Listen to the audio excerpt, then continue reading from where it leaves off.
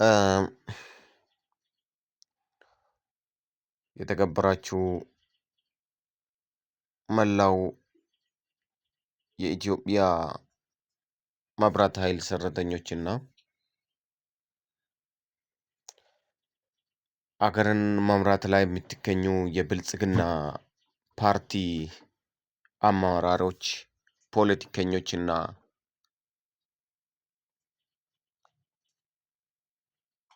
ለኢትዮጵያ ብላችሁ እንቅልፍ የምታጡ ደፋ ቀና የምትሉ የብልጽግና አመራሮችና የመብራት ኃይል ሰራተኞች በሙሉ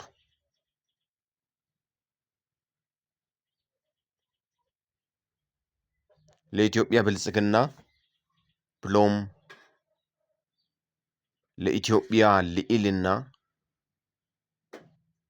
ሰለቸን ደከመን ሳትሉ እየሰራችሁ እንደምትገኙ ለማንም ግልጽ ነው። ነገር ግን አንድ ትንሽ ችግር የሆነ ነገር አለ። ኮንሶ የሚባል ዞን ላይ ከአራት ከተማ ላይ መብራት ሊያሰራን አልቻለም። እኛ ለኢትዮጵያ ብልጽግና መክፈል ያለብንን ዋጋ እንዳንከፍል እያደረግን እንገኛለን። ይጠፋል፣ ይመጣል፣ ሳምንት ይቆያል፣ አንድ ደቂቃ ይመጣል። ይህ ማለት ኮንሶ ለኢትዮጵያ ልዕልና የምትከፍለውን ዋጋ፣ ኮንሶ ለኢትዮጵያ ልዕልና የምትተካውን ትካት ወደ ኋላ የሚቆትት ብቻ ሳይሆን የሚያቀጭጭና ተስፋ የሚያስቆርጥ ደረጃ ላይ ነው ኮንሶ መብራት ያለው። አሁን እንደምታዩኝ እኔ ተኝቼ ነው ያለሁት። ፕሮግራመር ነኝ፣ ሶፍትዌር ዴቨሎፐር ነኝ፣ ደረጃ ሀ ክብር ገፋይ ነኝ። ሰርቼ ለመንግስት እንዳልገብር፣ ሰርቼ እንዳልለወጥ፣ ምክንያቱም ሶፍትዌር ዴቨሎፕመንት ታውቁታላችሁ፣ ያለ መብራት የሚሆን ጉዳይ አይደለም። ያለ መብራት የሚሰራ ጉዳይ አይደለም። ነገር ግን ኮንሶ ላይ የመብራት ጉዳይ እጅግ አስጨናቂና አስቸጋሪ ከመሆኑም በላይ ተስፋ አስቆራጭና ወጣቶችን እውነት ለመናገር ውጤታማ እንዳይሆኑ፣ ተማሪዎች ከ12ኛ ክላስ እንዳያልፉ ከፍተኛ ተጽዕኖ እያሳደረ ያለው ኮንሶ ላይ የመብራት ጉዳይ። ተማሪ እንዳያነብ ማታ ይጠፋል።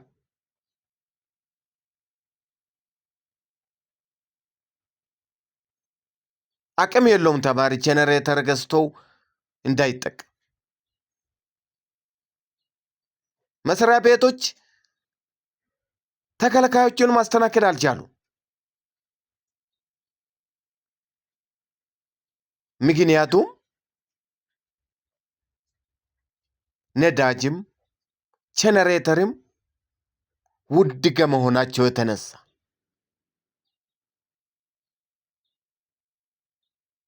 ስለዚህ ይሄ የኮንሶ መብራት ቢታሰብበት ኮንሶ ለኢትዮጵያ ልዕልናና ብልጽግና ያላትን አስተዋጽኦ እንድታደርግ ለኮንሶ ማህበረሰብ መብራት ሊለቀቅ ይገባል። እኔ ወደ ከአራት ከተማ ከገጠር የመጣሁት 2014 ዓመተ ምህረት ነው እንደ ኢትዮጵያን አቆጣጠር። ያኔ የነበረ የኮንሶ መብራት ችግር ዛሬ 2018 ዓመተ ምህረት ላይ አልተፈታም። ችግሩ ምንድን ነው? ከመስመር ነው ወይ ኖ ኮንሶ ለኢትዮጵያ ብልጽግና አታስፈልግም ወይስ የኮንሶ መብራት ከኢትዮጵያ ከተማዎች ያሉት መብራት የተለየና ልዩነት ያለውና ለማስተዳደር አስቸጋሪ የሆነ ነው? እሱ ከሆነ ንገሩን። አይ ለእናንተ መብራት አያስፈልግም የምትሉ ከሆነ ንገሩን። ምክንያቱም እኛ መብራት እንፈልጋለን፣ መስራት እንፈልጋለን፣ መለወጥ እንፈልጋለን፣ ኢትዮጵያን መለወጥ እንፈልጋለን። ይሄው አሁን በርቶ ጠፋ። ፊቴ ላይ እንዳያቸው ይሄው እኔ እያወራሁት አሁን በርቶ ጠፍቷል። በጣም አሳፋሪ፣ በጣም አዛዛኝ፣ በጣም ደባሪና ይሄው አሁንም በርቶ ጠፍቷል። እንዳያችሁ ነው። ኮንሶ ከኢትዮጵያ ውጭ ናት የሚያስብል ጉዳይ ደረጃ ላይ ነው ደረሰው። ስለዚህ ይሄ ሊታሰብበት ይገባል። ስም ባለ አፍ ስም ባይገባም የሚባል አባባል አለ ድሮ። እኛ ስም ስላልን ነው መሰለኝ መብራቱ የማይበራው። እንጠይቃለን በፌስቡክ በምናምን ቡክ በምናምን የምሰማ የለም። የምናከር ሰው ካለ ይታሰራል። መብራት መጠየቅ አሁን የሚያሳስር ጉዳይ ሆኖ ነው? መብራትስ ለኮንሶ ህዝብ ብለቀቅ ማን የሚኮዳ አለ? አይደለም መብራት እንደ ሀገር እኮ እኛ ወደብ እየጠየቅን አይደለም እንዴ? አባይንስ አላስመረቅንም ወይ? የኮንሶ ህዝብስ አባይ ላይ አልተሳተፈም ወይ? የኮንሶ ህዝብስ አሁን ኢትዮጵያ የምትጠይቀውን የወደብ ጉዳይ ላይ ደፋ ቀና እያለ እየተሳተፈ አይደለም እንዴ? ስለዚህ በኮንሶ መብራት ለምን ትጫወታላችሁ አንዳንድ ግለሰቦች? ይሄ መንግስትን መመለከት ጉዳይ ይመስለኝ። አንዳንድ ለኮንሶ ቅናት ያላቸው ይመስለኛል። መብራት እንደ ህፃናት ይጫወቱበታል። እኛ ስራ መስራት አልቻልን።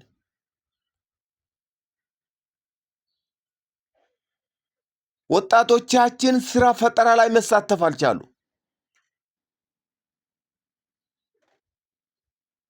የመንግስት ሴክተሮች ተከላካይን ማስተናከድ አልቻሉ። ምክንያቱም መብራት የለማ። አሁን እኮ ሁሉም ነገር በመብራት ሆኗል። ቴክኖሎጂ መብራትን ይጠይቃል። የኤአይ ደረጃ ላይ ነው የደረሰ ነው። 40 ምንጭ ላይ ለደቂቃ የማይጠፋው መብራት፣ ሶዶ ላይ በረዶ ሲጥል የማይጠፋው መብራት፣ ኮንሶ ላይ ደመና ሰማይ ላይ ሲንሻበብ የሚጠፋበት ምክንያት ምንድን ነው? ያልገባኝ ነገር እሱ። ችግር ካለ እኛን ጥሩ፣ እንሳተፋለን፣ አብረን እንፈታለን። የቦል ችግር ካለ ችግር የለውም። ኮንሶ ላይ የእንጨት ችግር የለም። ነፍ ባህር ዛፍ አለ፣ እንቆርጣለን፣ እናመጣለን። ኖ ፕሮብለም። አይ የገመድ ችግር ከሆነ እናዋጣለን። ምክንያቱም የኮንሶስ ማዋጣት ላይ አዋቶ መስራት ላይ ቁጥር 1 ኮንሶ ነው። እኔ ይመስለኛል አለንም ያስተማረ የኮንሶ ህዝብ ይመስለኛል አንዳንዴ ሳስብ። ስለዚህ ማዋጣት ካስፈለገ ንገሩን፣ እኛ እናዋጣለን። የፖሊ ችግር ከሆነ እኛ እናመጣለን። እንጨቱ አለ ኮንሶ ላይ፣ የእንጨት ችግር የለም። አይ ገመዱ ችግር አለበት የምትሉ ከሆነ ንገሩን፣ እኛ እናዋጣለን። 10 ሺህ እንበሉ፣ 1 ሺህ እንበሉ፣ 100 ብር እንበሉ፣ 50 ሳንቲም እንበሉ፣ እኛ እናዋጣለን። ግን አንድ ማህበረሰብ ላይ እንዲህ በመብራት መጫወት ይኸው እኔ ተኝቼ ነው ያለሁት። ስራ መስራት አልቻልኩም። ምክንያቱም ስራዬ ከመብራት ጋር የተያያዘ ስለሆነ። ይህን አሁን ፖለቲካ እያወራ ነው ብላችሁ ልትገለብጡት ትችላላችሁ። እኔ ግን ስለ ስራ ልማት ምክንያቱም ያለንበት 21ኛ ክፍለ ዘመን ያለ መብራት የሚሆን ነገር የለም።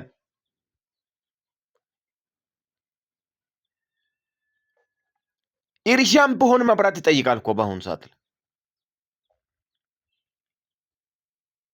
ምግብ ቤትም እኮ መብራት ይጠይቃል።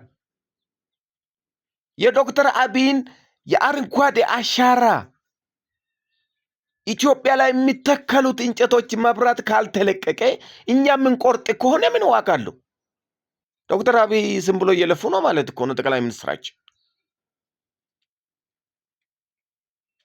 እኛ እናጨበጭባለን፣ ሲወጣሉ በቴሌቪዥን ይናከራሉ። እኛ ግን ተግባራዊ አናደርግ። መብራት እናጠፋለን፣ ማህበረሰብ እስካሁን ማገዶ እየፈለጠ ያነደዋል።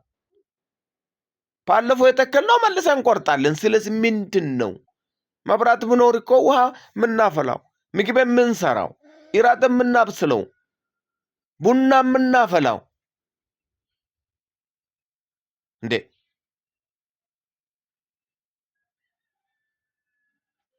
እህቶቻችን እኮ በጭስ እየተጎዱብን ነው። መብራት ብኖር እኮ እሳው ስቶፍ ይጠቀማሉ፣ ችግር የለም።